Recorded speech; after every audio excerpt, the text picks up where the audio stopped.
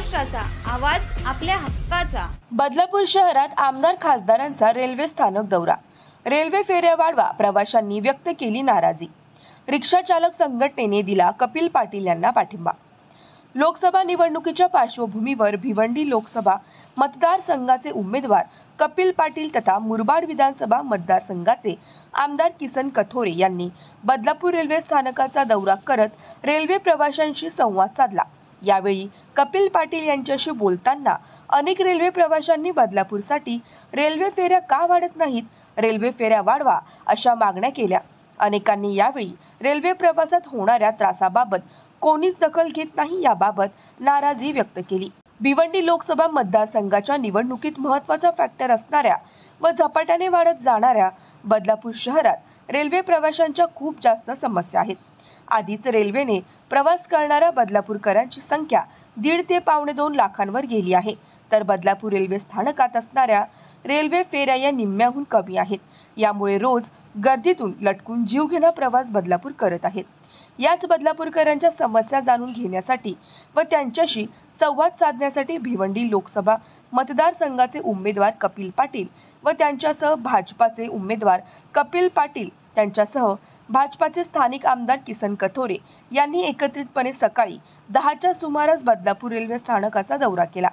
यावेळी रेल्वे प्रवाशांसोबत संवाद साधत असताना कपिल पाटील यांच्याकडे अनेक प्रवाशांनी आपले घराणे मांडले। तिसरी चौथी लाईन होणार व आमच्या रेल्वे फेऱ्या वाढणार या गोष्टी गेल्या अनेक वर्षांपासून आम्ही ऐकतोय, मात्र हे होणार कधी? आधीच बदलापूर स्थानकातून रेल्वे प्रवासात जीवघेणा झाला आहे, त्यात आता निदान आहे त्यात थोड्या रेल्वे फेऱ्या तरी वाढवा अशा मागण्या नाराज रेल्वे प्रवाशांनी केल्या आहेत।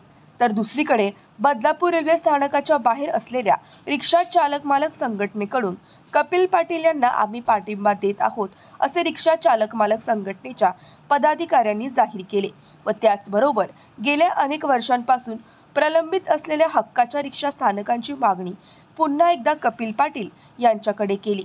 यावर कपिल पाटील यांनी पुन्हा एकदा भाजपची सत्ता आल्यावर स्वतः जातीने लक्ष घालून बदलापूरच्या रेल्वे प्रवाशांसाठी हव्या असलेल्या सुविधा रेल्वे फेऱ्या वाढवण्यासाठी प्रयत्न करणार असल्याचे सांगितले। होम प्लॅटफॉर्मचे काम आपण बदलापूरच्या रेल्वे प्रवाशांसाठी करून दिलेच आहेत। आता या रेल्वे स्थानकाचा कायापालट करण्यासाठी देखील पुढे प्रयत्न करणार असल्याचे कपिल पाटील यांनी सांगितले। ठाणे जिल्ह्यामध्ये सगळ्यात जास्त झपाट्याने वाढणारं शहर कुठलं असेल तर ते बदलापूर आहे। बदलापूरची लोकसंख्या दिवसेंदिवस वाढत आहे, त्याचबरोबर मतदारसंख्याही वाढत आहे आणि म्हणून पूर्वीच्या असलेल्या रेल्वेच्या ज्या सुविधा आहेत ह्या प्रवाशांसाठी अपूर्ण आहेत, म्हणून आमचा सततचा प्रयत्न आहे। रेल्वेच्या फेऱ्या वाढवायच्या असतील तर आपली तिसरी आणि चौथी लाईन हिचं काम होणं गरजेचं आहे। हे खरं तर काम मंजूर होऊन 10 वर्ष झाली, परंतु जमीन अधिग्रहणाला उशीर लागल्यामुळे याचं काम अजूनपर्यंत पूर्ण झालं नाही। पण 13 फेब्रुवारीला ठाण्याला मी फक्त बदलापूरच्या समस्यांसाठी DRM यांना बोलवून एक बैठक घेतली होती। बदलापूरचे काही सहकारी रेल्वे प्रवासी संघटनेचे लोकही त्यामध्ये उपस्थित होते आणि त्यावेळेला त्यांनी शाश्वत केलेलं आहे की 2026पर्यंत तिसरी आणि चौथी लाईन हिचं काम पूर्ण करून बदलापूरला फेरा वाढवण्याचं निश्चितपणाने त्यावेळेला आपल्याला शाश्वतपणाने काम करता येतं। आमच्या भगिनींची ही मागणी आहे की स्पेशल इथून महिलांसाठी ट्रेन चालली पाहिजे। आताचं जे टाईम टेबल आहे त्याच्यामध्ये जराही गॅप नाही आहे, त्याच्यामुळे आपल्याला रेल्वेच्या फेऱ्या वाढवता येतील। ही तिसरी चौथी लाईन झाल्यानंतर महिलांसाठी स्पेशल ट्रेनही आपल्याला चालवता येईल, रेल्वेच्या फेऱ्याही वाढवता येतील। मधल्या काळामध्ये AC लोकल इथे सुरू झाली होती, परंतु वेळेवर असलेली लोकल जी आधीची आपली साधी लोकल होती तिचं टाईम चेंज करून किंवा ती बंद करून AC लोकल सुरू केली होती, त्याच्यामुळे सर्वसामान्य लोकांना ती परवडणारी नव्हती। माझ्याकडे त्यांनी विनंती केल्यानंतर आपण AC लोकल बंद केली।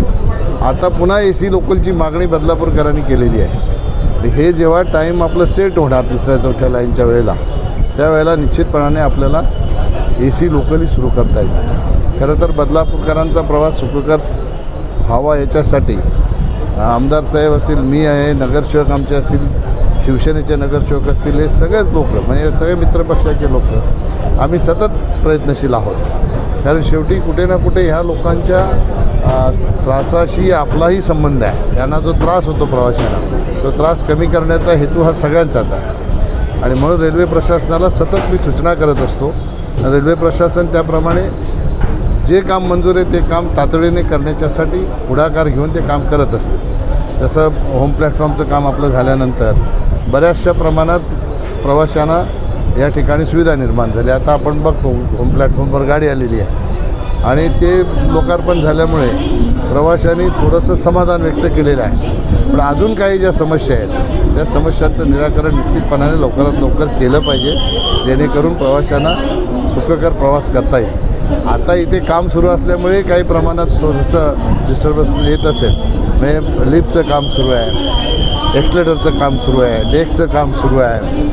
त्या ठिकाणी बुकिंग काउंटर येणार आहे, रेस्टॉरंट येणार आहे, वॉशरूम येणार आहे. या सगळ्या सुविधा या प्रवाशांसाठी निर्माण करताना थोडासा त्रास सहन करावाच लागेल. माझे रेल्वे प्रशासनाने निर्णय असा केला होता, प्लॅटफॉर्म नंबर 2 मधलं जे प्लॅटफॉर्म 2 नंबरच आहे ना, 2 नंबर प्लॅटफॉर्मवर पूर्ण बॅरिकेडिंग करून ते प्लॅटफॉर्म ह्या बाजूला उतरण्यासाठीच बंद करणार होतं.